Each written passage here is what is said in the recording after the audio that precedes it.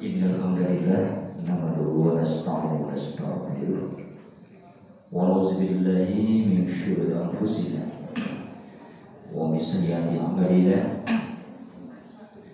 may yahdihillahu fala mudilla lahu wa may yudlil fala hadiya lahu asyhadu an la ilaha illallah wahdahu wa asyhadu anna Muhammadan abduhu wa rasuluh la nabiyya ba'dahu. Allahumma sholli ala Muhammad wa ala ali Muhammad.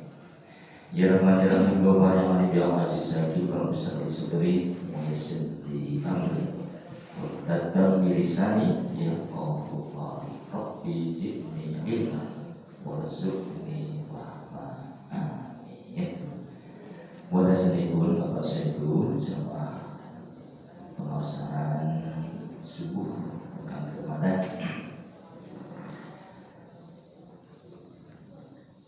Dan saya belum tahu pilih apa. Gerak-gerak. Kita bandingkan taklim kita yang saya punika Quran surat Al-Baqarah ayat 222. Al-Baqarah menika surat nomor alif. Berarti surat nomor 2 ayatnya 222. Loro.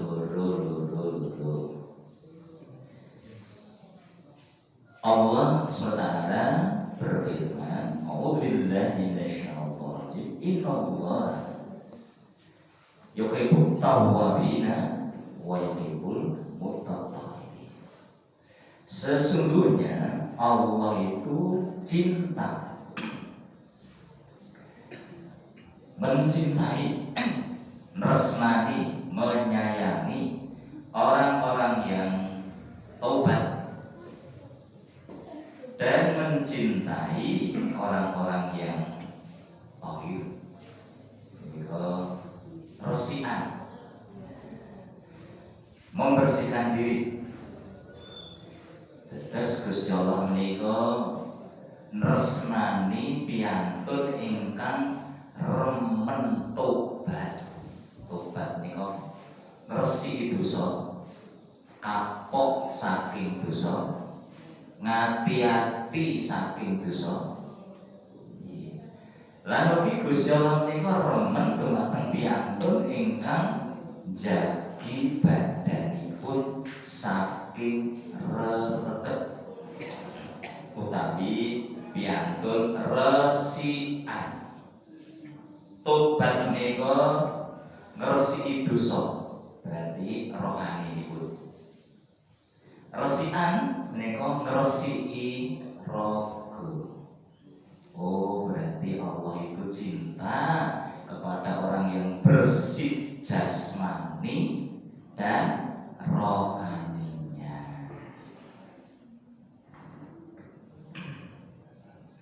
Ning enjang punika ingkang badhe kita bahas salah setunggal yaitu bersih jasmani. Bersih jasmani menika warni kalih. Dados ingkang ngregeti raga menika warni kalih. Pertama namanya najis. Yang kedua hadas. Berarti sing ndamel regetipun raga kita menika setunggal naminipun najis, setunggalipun naminipun hadas.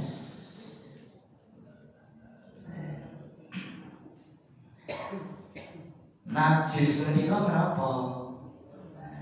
Berarti nek kita kepengin dipun wastani piyantun resikan, ya kudu ngerti najis kuwi apa. Mergo sing gawe reget nomor 1 jenenge najis. Nomor 2 hadas. Najasah itu najis.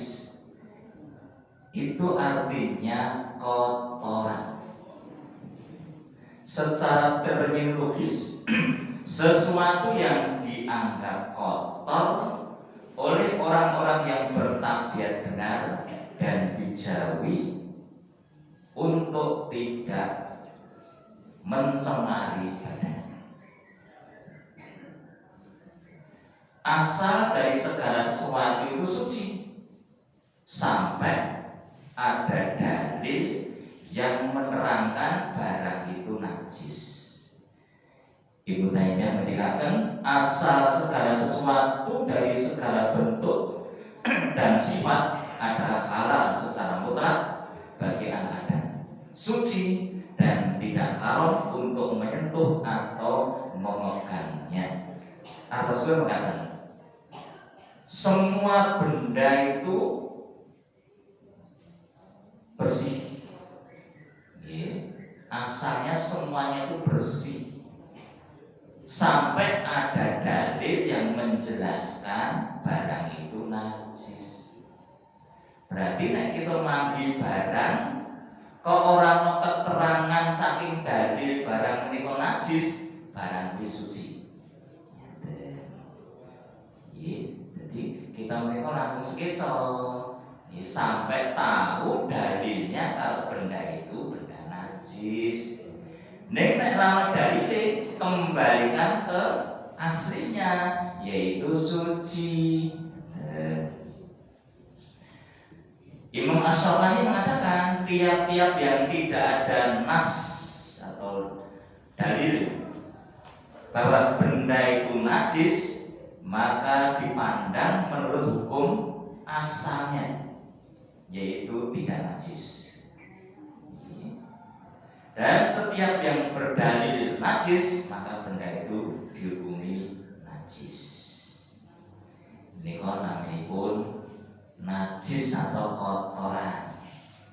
Berarti kudu ngerti dalil-dalil yang menerangkan benda-benda najis. Tetapi supados kita bisa menjauh. Lah hadas itu apa? Hadas menika peristiwa. Nek najis barang ana wujude. Jadi terus nek najis menika wonten wujudipun. Nek hadas ora ana wujude, wong kuwi kejadian kok. Kejadian yang terjadi pada manusia sehingga manusia itu menjadi kotor. Iku namanya pun hadas. Nek menungso kok nglakoni iki dheweke dadi reget. Contoh pamanipun ngentut. Ngentut menika ngentut lho nggih, mboten tute lho nggih. Ngentut iki berarti wonge sing nindakake. Nek wonten piyantun kok ngentut, piyantunipun saged dipun bentenaken kali sing boten ngentut apa mboten? Lah kuwi umpama abang ngentut kuwi, wis saged. Ngentut karo ora ngentut ki wonge rasa dibedakake. Nggih. Tapi orang yang ngentut tadi dia melakukan sesuatu. Wah, berarti kowe berhadas kuwi jenengane. Buang air kecil, pipis. Oh, berarti orang melakukan sesuatu. Bar pipis, kali sing mboten pipis, rasa dibedake rupane. Sing pipis baru mengerjakan suatu pekerjaan yang menyebabkan dia kotor. Itu namanya berhadas.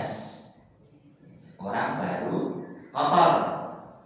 Datang bulan, ya berhadas. Buang air besar, berhadas.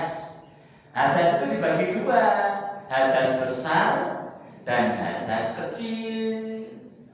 Hadas besar peristiwa kejadian yang dikerjakan manusia menyebabkan orang itu kotor yang besar. Kalau ingin kembali bersih, dia harus mandi besar, karena hadasnya hadas besar. Contohnya pun kumpul suami istri, itu namanya hadas besar. Nek kepengin resik meneh, balik suci, mandi besar. Hadas itu untuk apa toh? Untuk syarat ibadah, syarat sah. Nek ra suci saka hadas, ngibadahe ora sah. Nek suci saking najis tidak menjadi syarat sah bagi ibadah, tetapi kewajiban ibadah. Contoh, pun panjenengan nalika salat terus rampung salat nembe pirsa nek rukuke diompoli karo putune, mulane kok sangseng ki apa? Ning pun rampung le salat. Wis rampung le salat lagi ngerti. Rupamu dilemek ompol karo putune. Mulane kok sangseng le salat. Namanya simbah gitu. Dari ompol dhewe nek. Ning pun rampung le salat. Salatipun dipun wangsuli napa mboten? Tidak. Salatnya tidak diulangi. Mergo suci saking najis tidak menjadi syarat sahnya salat. Tetapi kalau dia sudah tahu sebelum salat, wajib harus menjauh dari najis. Nek boten lebih najis, salat sah ning dosa. Karena dia menyengaja mendekati barang kotor. Itu contohnya. Dalilnya Nabi ketika sedang sholat ngimami, tiba-tiba malaikat Jibril memberitahu di sepatunya Nabi ada najisnya. Nabi nanti kesempatan sholat ngagem sepatu. Jadi sholat boleh pakai sepatu sebetulnya. Sampai Islam itu sepatu boleh tidak dibuka sampai 3 hari kalau salah. Sehingga cukup diusap atasnya. Padang pasir itu sangat biasa karena zaman perang atau tindakan musafir, maka sholat pakai sepatu itu boleh-boleh saja. Nah, mana nyenggol maghrib pun tanah itu suci. Barang kok kesenggol barang suci ora apa-apa. Malah orang hadis ketika akan berbedalah kamu itu dengan Yahudi. Kenapa? Yahudi itu kalau sholat tidak mau pakai sepatu. Sholatlah kamu pakai sepatu. Berarti sholat pakai sepatu sebetulnya boleh, bahkan dari sunnah. Nih zaman kita masjid itu nganggo karpet kabeh. Enten tiyang pengen nyunah lagi, sholatnya kan sepatu munggah karpet. Nah, tidak mau edan kok. Ini tekanan kayak ngeten. Diatur, berarti ngamalan mengandung menika. Saking dalem mboten ngangge sandal, mboten ngangge sepatu lama. Langsung mlebu masjid sholat.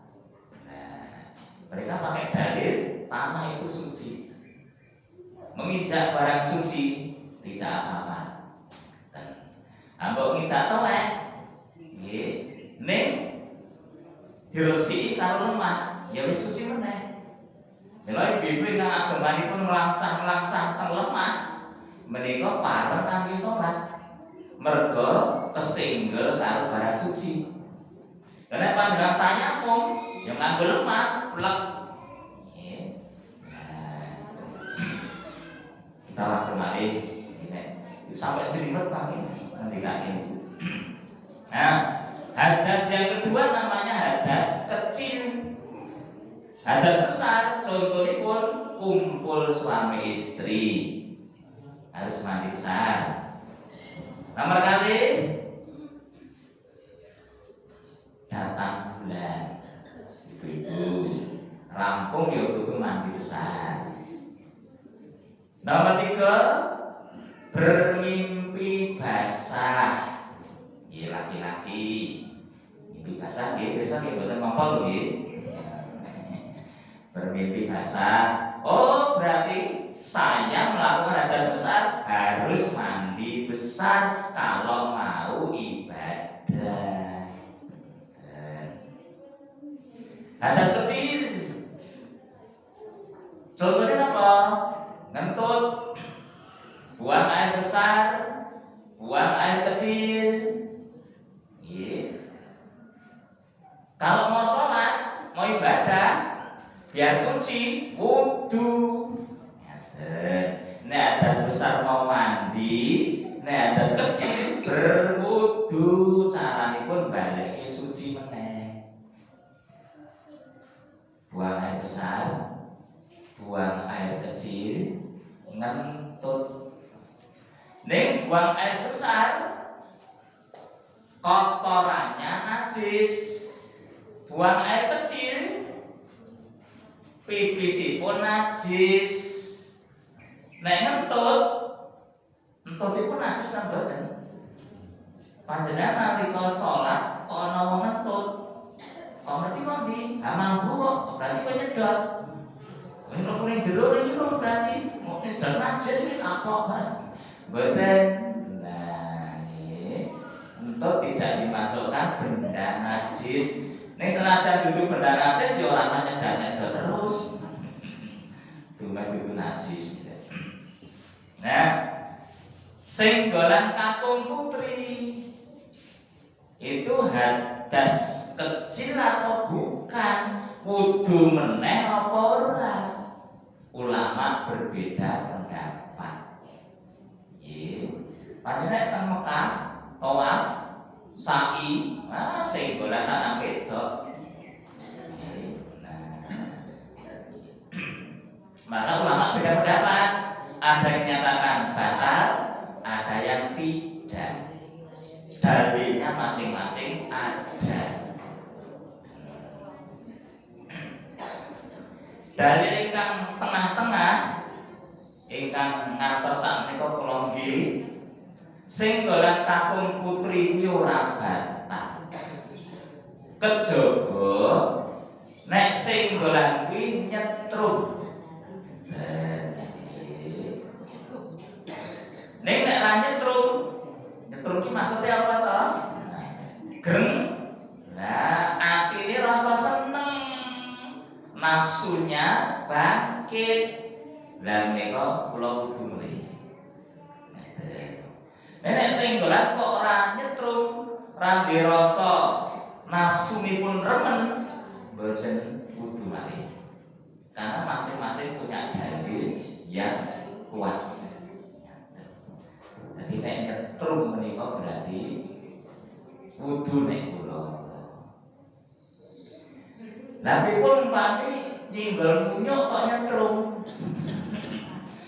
Amunnya ayu nek. Nek kula begitu nafsu bangkit sebaiknya kita bersihkan dengan berwudu. Karena memang di dalam Islam itu contoh memandang sesuatu mirsani ning nafsunipun bangkit itu sudah dimaksud dosa. Maka disebut matanya berzina, zina mata. Tetapi karena mata dipakai untuk memandang, pandangan pertama diperbolehkan. Tetapi kalau nafsu sudah bangkit harus dialihkan. Pandangan kedua tidak boleh lagi. Bagaimana kalau belum pandangan pertama nafsunya sudah bangkit. Pandangan pertama sudah tidak boleh. Karena apa? Nafsunya sudah naik. Contoh Pak Pripun, mirsani ini bapak-bapak, mirsani penampilan peragaan busana pasita. Diumumkan ini akan tampil peragawati tercantik dari Jakarta dengan pakaian ala kadarnya. Harus bayangin, itu pandangan pertama sudah tidak boleh karena apa? Nafsunya sudah bangkit. Bagaimana kalau yang dipandang itu bukan makhluk hidup, patung-patung pemuda, patung telanjang, nafsu bangkit, tidak boleh, dicatat zina, zina mata. Nek mirsani pite iso-iso kok jago koyak-koyak babon. Nah, dideleng nafsunya bangkit, tidak boleh dilanjutkan. Nek kibrolo kok deleng munyuk kok tertarik, rasa deleng munyuk, deleng boyo wae. Nek caplok. Termasuk senggolan bapak ibu, suami istri atau orang lain, kalau nafsunya tidak bangkit, kalau saya tidak batal. Nek pandang orang ragu nggih kudu malih monggo. Karena dua-duanya ulama memang punya dasar sendiri-sendiri. Lanjut, menyentuh kemaluan. Menyentuh kemaluan. Ulama sudah beda pendapat. Ada yang mengatakan batal wudunya, ada yang tidak. Nyenggol kemaluan. Nek kula kembalikan ke tadi. Nah, dua-duanya juga punya dalil. Menyentuh kemaluan kalau nafsunya bangkit, wudu lagi. Nek nyenggol kemaluan kok nafsunya tidak bangkit, nggih mboten wudu malih. Nek kula mengatakan, nggih. Mula hadisipun kanjeng dikatakan, "Hakka nggon-nggonmu dhewe, mosok nyenggol awake dhewe kok batal." Dari yang dipakai itu biasanya. Oh berarti kok menawi sing dimaksud nyenggol kemaluan kok batal wudu. Iki kok menawa maksudnya kemaluane wong liya. Iki sehingga membangkitkan nafsu. Ini ya apa asal kok keluar dari wong liya. Kok menawa mati putrane apa kepiye ya ngerti. Itulah hadas kecil. Kalau ingin ibadah wudu. Najis ada wujudnya, ada bendanya. Kita harus tahu dalil-dalil yang menerangkan benda-benda itu masuk kategori kotor. Tidak ada dalilnya, kembalikan bendanya bersih. Rasa ragu-ragu. Contohnya pun lemah warna. Panah itu tidak ada dalil kalau dia itu benda najis. Mila selokan Mataram nih kok bagiannya coklat. Kalau coklat sebabnya apa? Lendut. Lendut itu duduk barang najis. Nah, mila wudu nganti banyu selokan ini kan warna. Karena dia suci. Senajan rupanya coklat.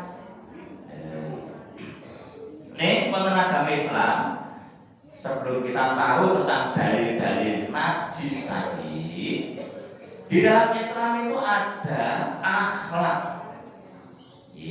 kebiasaan yang dikerjakan oleh orang yang suka resian. Akhlak itu sebaiknya juga kita amalkan.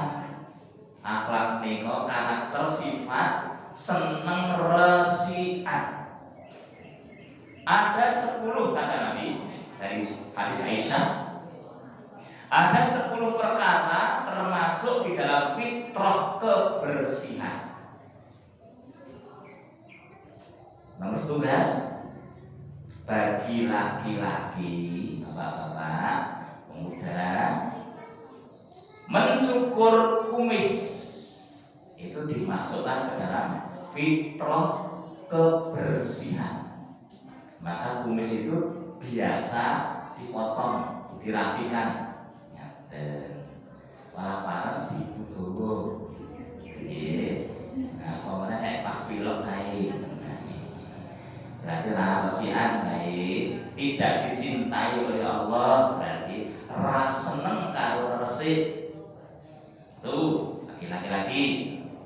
Maka laki-laki itu disunahkan memotong kumis. Kalau jenggot dipanjangkan, dimasukkan ke dalam fitrah, itu berarti bagian dari kebersihan. Kalau ada penelitian ternyata orang-orang yang suka memelihara jenggot itu ternyata memiliki kemampuan menjaga sehatnya lebih bagus. Katanya itu, walau. Jadi nek kumis ini dipotong rutin dirapikan, nek jenggot ini malah Nomor 3, siwak, yaitu kebiasaan sikat gigi. Kanjeng Nabi niku rajin pun masyaallah. Resikan kanthi sikat gigi.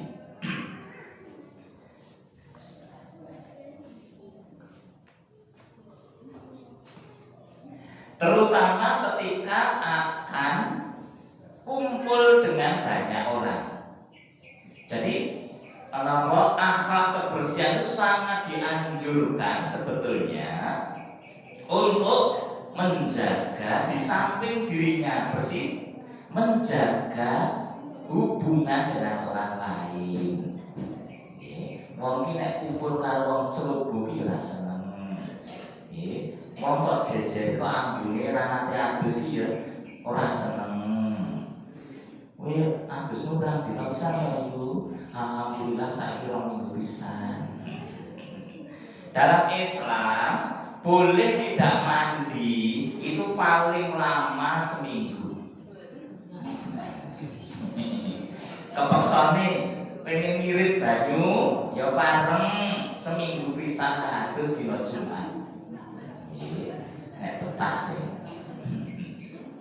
Nek napa padang pasir nggih mungkin wong banyu nyelongko nek ngono kuwi pandai atus seminggu pisan ki banget.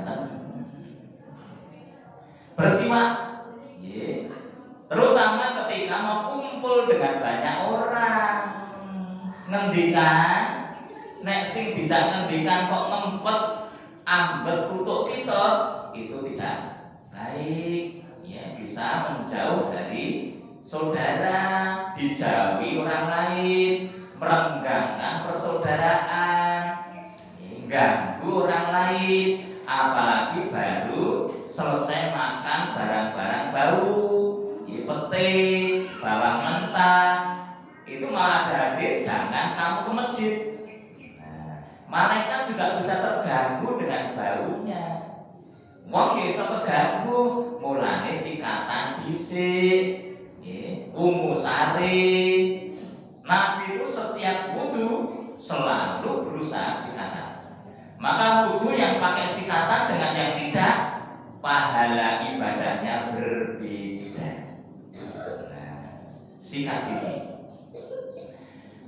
Kemudian yang berikutnya istinsaq. Apa itu?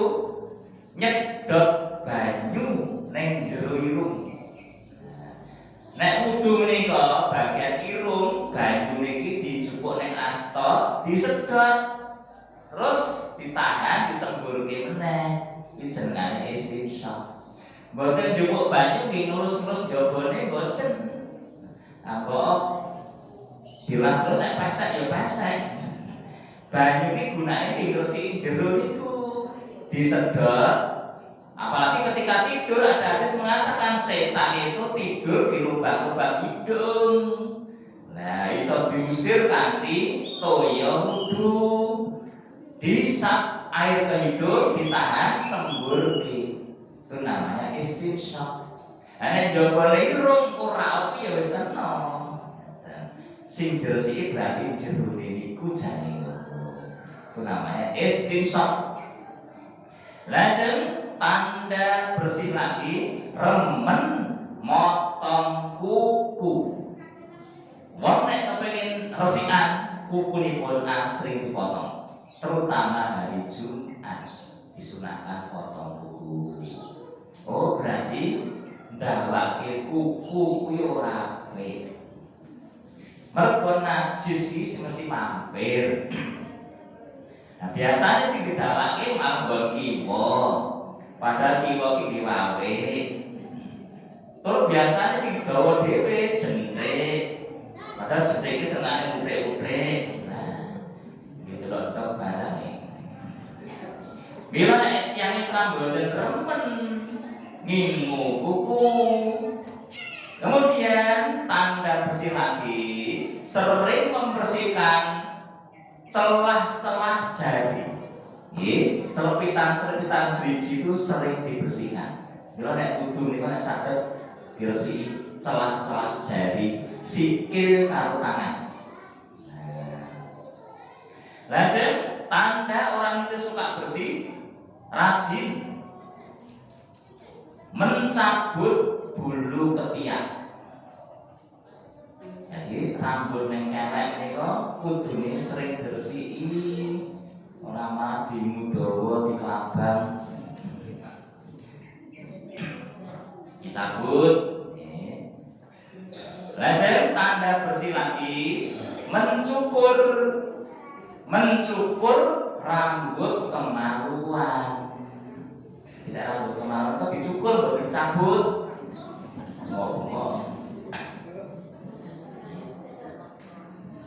Dicukur. Meskipun dicukur piyambak merasakan salon. Tidak diribonding barang. Kemudian orang Islam tanda bersih itu suka memakai air. Orang Islam ini senang nganggo banyu. Untuk apa? Untuk sesuci. Berarti kita dianjurkan kalau ingin resikan sregepo nganggo banyu. Itu nomor satu. Kalau ingin bersihkan najis itu terutama pakai air dulu. Kalau tidak ada air baru yang lainnya. Contohnya pun batu. Teng Wonosari mangsa ketiga rambué banyu. Terus gimana napa niki Pak Ustaz? Pados watu, Mbak. Dan batu itu hanya bisa dipakai satu kali. Dibat guncan, dipuk watu minimal 3. Watu siji ser buah.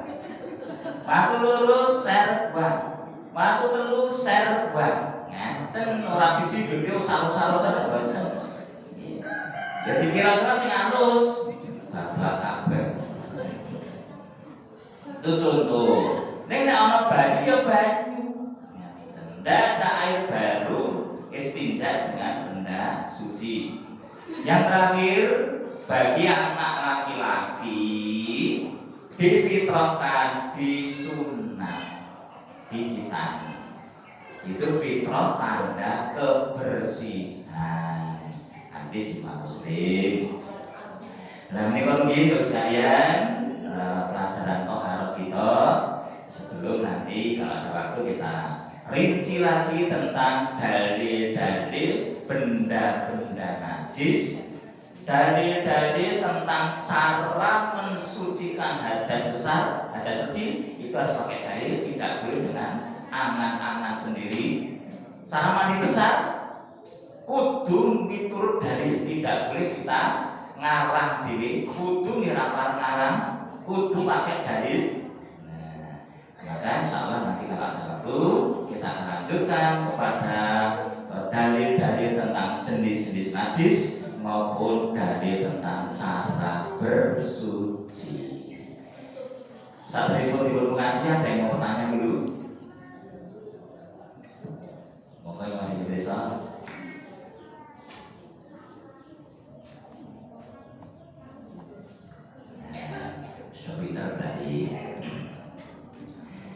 Jadi mengatakan saking Allah bila wal hidayah. Assalamualaikum warahmatullahi wabarakatuh.